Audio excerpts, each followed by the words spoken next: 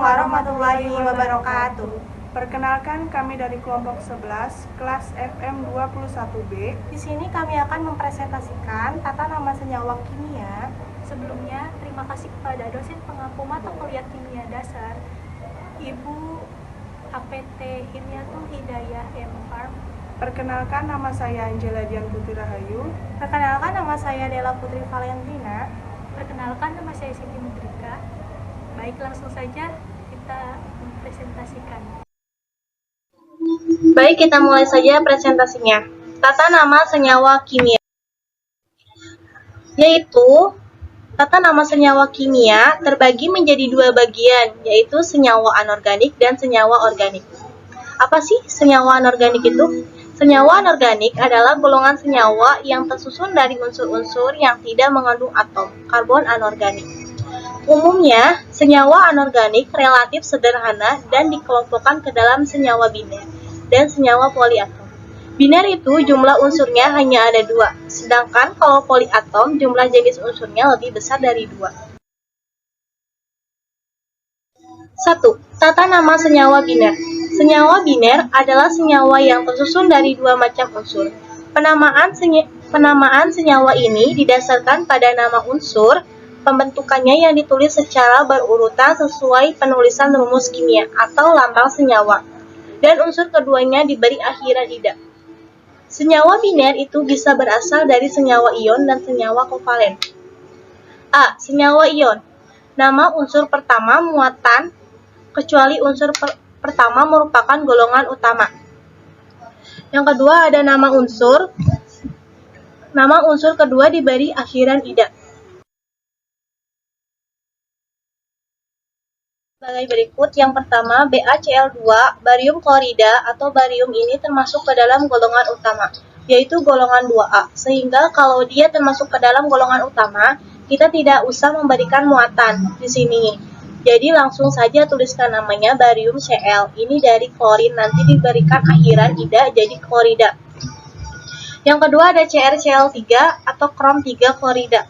Karena Cr ini tidak berasal dari golongan utama, maka kita harus memberikan muatan. Dari mana kita tahu muatannya 3? Maka ionisasikan saja CrCl. Karena Cr-nya ada 1, maka Cl-nya itu -1. Cukup tulis min saja. Karena Cl-nya ada 3, maka Cr-nya menjadi 3+. Nanti namanya krom muatannya 3+, maka dituliskan 3 dalam huruf Romawi. Kemudian Cl itu klorin, diberi akhiran ida, jadi klorida. Yang ketiga ada FeBr2 atau besi 2 bromida. Fe itu bukan golongan utama, maka Fe harus diberikan muatannya. FeBr2 itu kan ferum besi. Besinya besi berupa, maka kita ionisasikan menjadi Fe dan Br. Fe-nya ada 1, berarti Br-nya min, tulis min saja. Sedangkan Br-nya ada 2, berarti Fe-nya 2+. Besinya itu 2, maka ditulis besi 2. Br-nya itu bromin, diberi akhiran jadi bromida. Baik, selanjutnya ada senyawa kovalen. Senyawa kovalen adalah senyawa kimia yang terbentuk dari 2 unsur atau lebih unsur, karena pemakaian bersama pasangan elektron. Senyawa kovalen juga dapat didefinisikan sebagai senyawa yang terbentuk dari 2 atau lebih unsur, non-logam, sehingga membentuk ikatan kovalen. Ikatan kovalen melibatkan penggunaan pasangan elektron secara bersama-sama. Tata nama penulisan senyawa kovalen itu sebagai berikut. Yang pertama ada beri awalan sebanyak jumlah atom.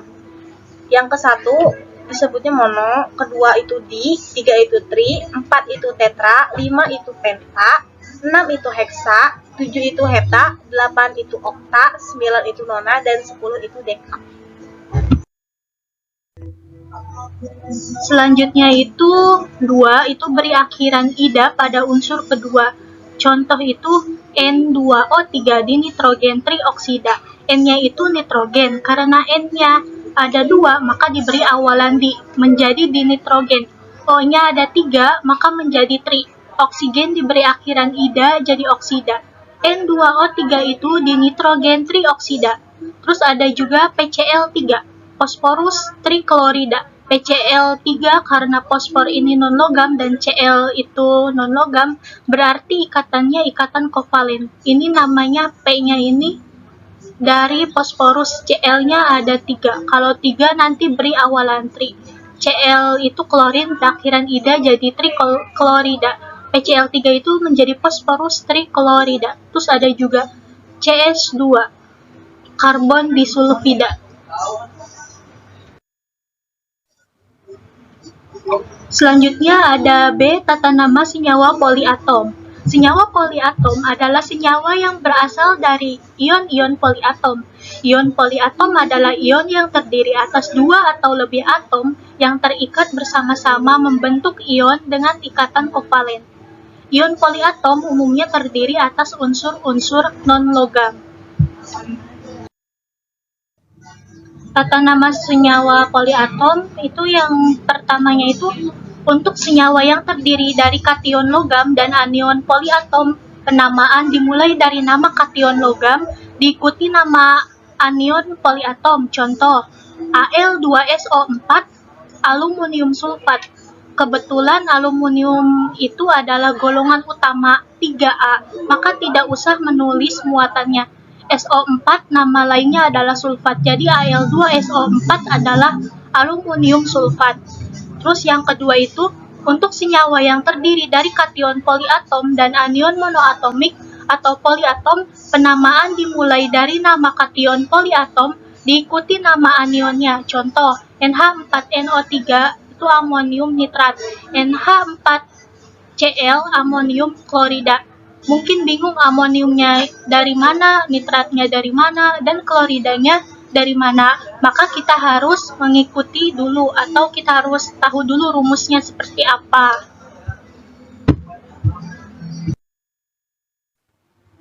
Tabel nama-nama ion poliatom.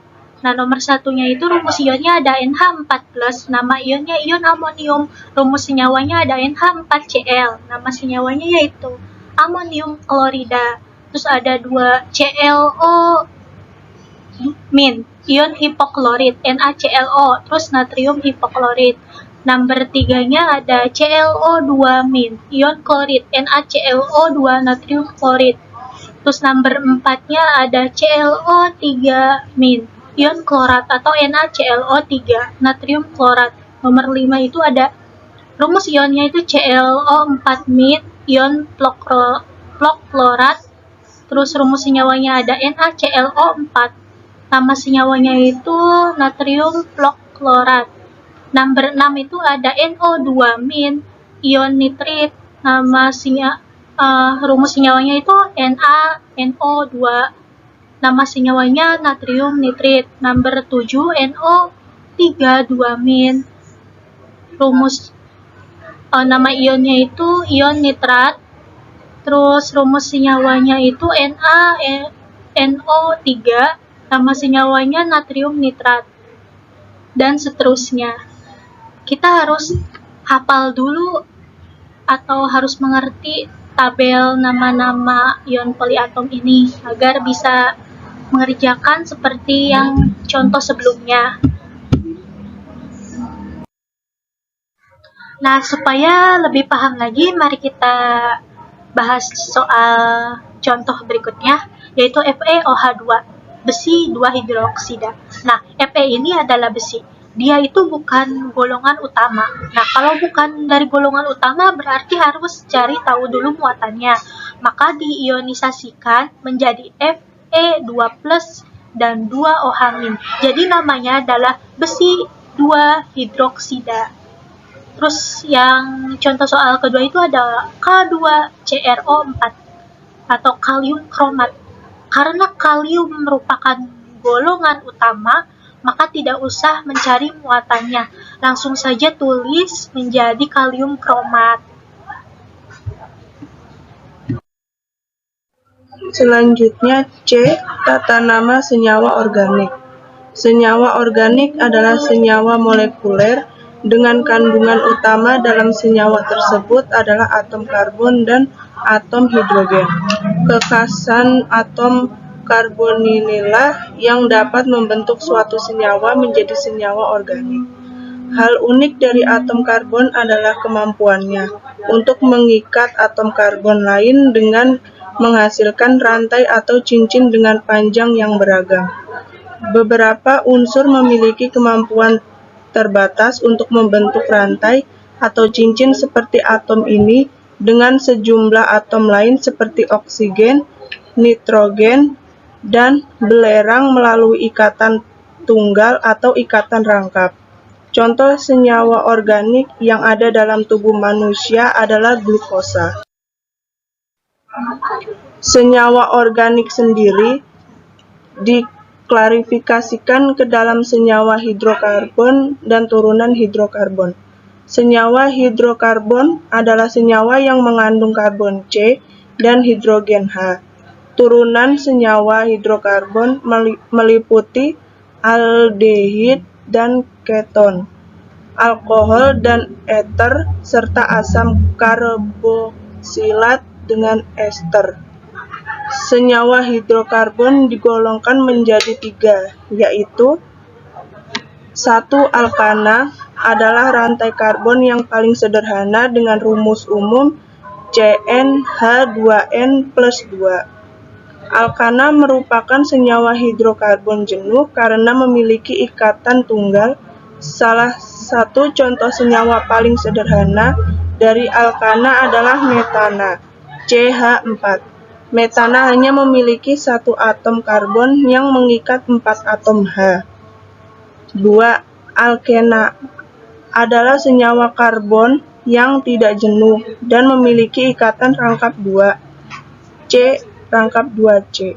Rumus umum yang digunakan untuk menyatakan alkena adalah C2H2n. Nama lain dari alkena adalah olefin. Bentuk alkena yang paling sederhana yaitu Athena, yang memiliki rumus C2H4. Alkena lebih reaktif bila dibandingkan dengan alkana, namun relatif lebih stabil dibanding dengan alkuna. 3.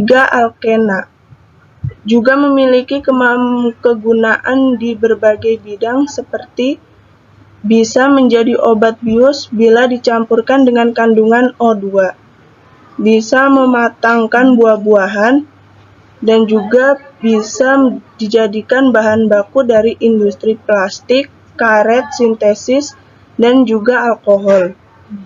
Alkuna juga termasuk ke dalam senyawa hidrokarbon tak jenuh. Namun alkuna memiliki 1 atau lebih ikatan rangkap 3 antara atom karbon. Alkuna memiliki rumus umum CnH2n2. Alkuna juga disebut sebagai asetilena. Alkuna adalah senyawa yang lebih reaktif dibandingkan dengan alkana dan juga alkena. Alkena memiliki sifat semikonduktor karena adanya pembentukan polimer yang bernama polietilene yang memiliki sifat tersebut. Selain alkana dan alkena, alkuna juga memiliki banyak kegunaan seperti bisa digunakan dalam proses penggelasan besi dan juga basa, bisa dapat digunakan sebagai penerangan, bisa juga merupakan sebuah sintesis dari senyawa lainnya. Tata nama senyawa alkana. Senyawa alkana ini dinamai berdasarkan jumlah karbon yang dimiliki. 1. CH4 itu metana, C2H6 itu etana, C3H8 itu propana, C4H10 itu butana, C5H12 itu pentana, C6H14 itu heksana, C7H16 itu heptana, C8H18 itu oktana, C9H20 itu nonana, dan C10H22 itu dekana. Tata nama senyawa alkena dan alkuna. Pada senyawa alkena dan alkuna, penamaan tetap didasarkan dari nomor karbonnya.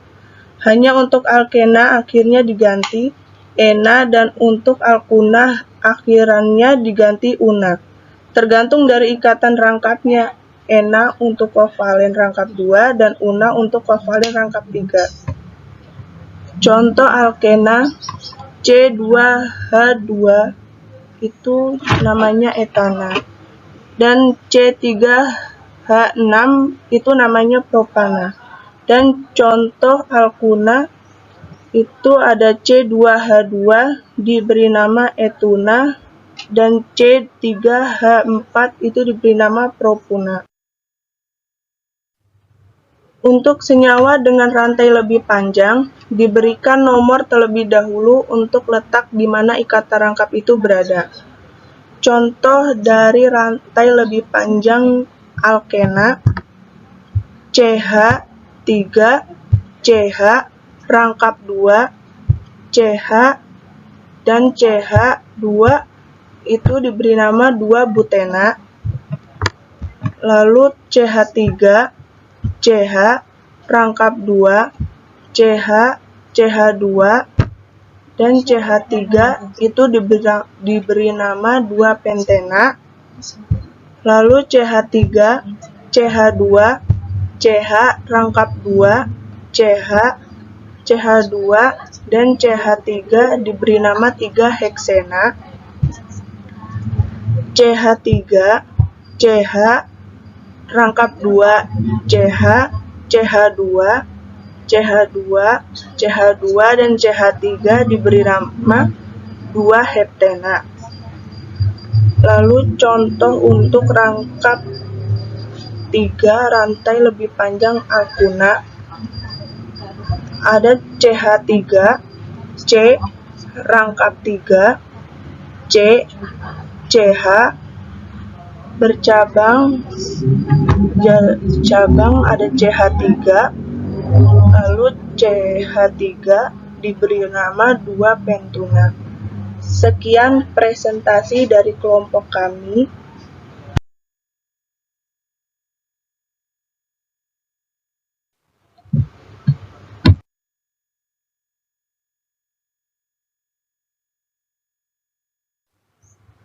Thank you for watching. Cukup sekian dari kami. Kurang lebihnya mohon maaf. Wassalamualaikum warahmatullahi wabarakatuh.